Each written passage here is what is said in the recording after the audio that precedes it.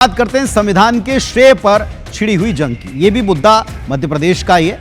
मध्य प्रदेश में दलित राजनीति का एक दौर चल पड़ा है और बड़ा जरूरी है कि आप इसके चुनावी गणित को समझें। ग्वालियर में सामाजिक न्याय सम्मेलन का आयोजन किया गया, जिसमें राज्यसभा सांसद दिग्विजय सिंह, राज्यसभा सांसद डीएमके नेता पी विल्सन, पूर्व सांसद उदित राज, पूर्व मंत्री राजेंद्र पाल गौतम समेत कांग्रेस के कई विधायक मौजूद थे। मंच से कांग्रेस नेताओं ने जोश जोश में ऐसे बयान दिए कि विवादों का एक नया मोर्चा खुल गया।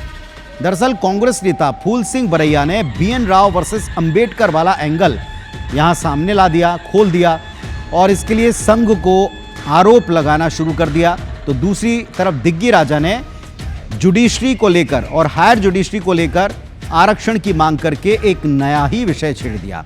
देखिए जरा कैसे और किस तरीके से ये एक मंच विवादों से जुड़ गया। तो जो समूह है वो समूह इस देश में अनैतिक रूप से कब्जा करना चाहता है और उसके माध्यम से आज पूरे देश में ये नफरत की आग फैलाई जा रही है। मैंने कहा आरएसएस कितना भी जोर लगा ले या मोहन भागवत साहब कितना भी बदलेंगे तो पिता बदल जाएगा क्या माँ बदल जाएगी? पिता एक बार बदला जा सकता है लेकिन माँ नहीं बदली जा सकती। बाबा साहेब अम्बेडकर के ऊपर गंदी अगर उंगली उठना बंद नहीं हुई तो यही समाज खून बहा देगा। ये है मेरा कहना। अब इसे आप चाहे तो कांग्रेस की फितरत कह सकते हैं, इसे आप चाहें तो दिग्विजय सिंह का नेचर कह सकते हैं। अगर आप ट्रैक रिकॉर्ड देखें तो फूल सिंह बरैया का ट्रैक रिकॉर्ड भी ऐसा है साहब कि वे कभी कभी अपना ही मुंह काला करने को लेकर के बयान देकर फंस जाते हैं, उलझ जाते हैं और इसको करके भी दिखाना उनको पड़ता है, परफॉर्म करना पड़ता है। फिलहाल इस दौरान मंच पर दिल्ली सरकार के पूर्व मंत्री राजेंद्र पाल गौतम भी मौजूद थे। उन्होंने भी इस मंच से बाबा साहब अंबेडकर की मूर्ति लगाने की वकालत की है। इधर ग्वालियर पहुंचे भीम आर्मी चीफ सांसद चंद्रशेखर आजाद रावण ने भी अंबेडकर की मूर्ति लगाने को लेकर एक हुंकार भरी।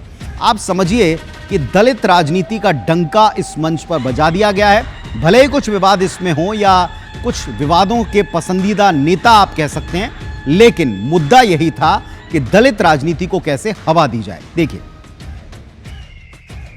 संविधान बनाने वाले डॉक्टर बाबा साहेब अंबेडकर का विरोध करने का मतलब वो लोग समझ लें कि वो केवल बाबा साहेब का विरोध नहीं कर रहे, वो पूरे भारत का विरोध कर रहे हैं, वो मानव जाति का विरोध कर रहे हैं और पूरे दुनिया में भारत को बदनाम कर रहे हैं। पूरे समाज की इच्छा है, कमजोर वो समाज की, कि वो मूर्ति हाई कोर्ट में स्थापित हो, क्योंकि अब वो समाज के सम्मान से जुड़ गई।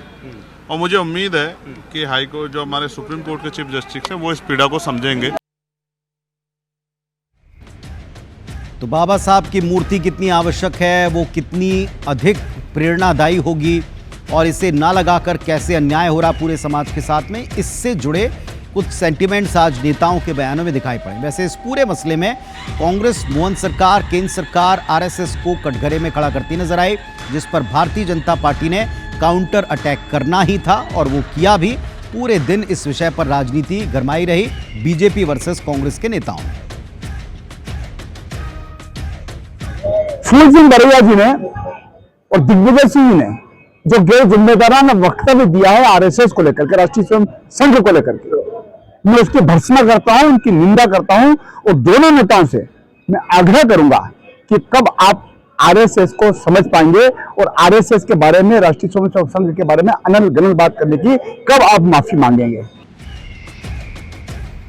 तो बार बार लगातार भारतीय जनता पार्टी याद दिलाती है कि संघ एक ऐसी संस्था है जो पूरे देश में सामाजिक विषयों को या जन चेतना को छूने वाला एक संगठन है।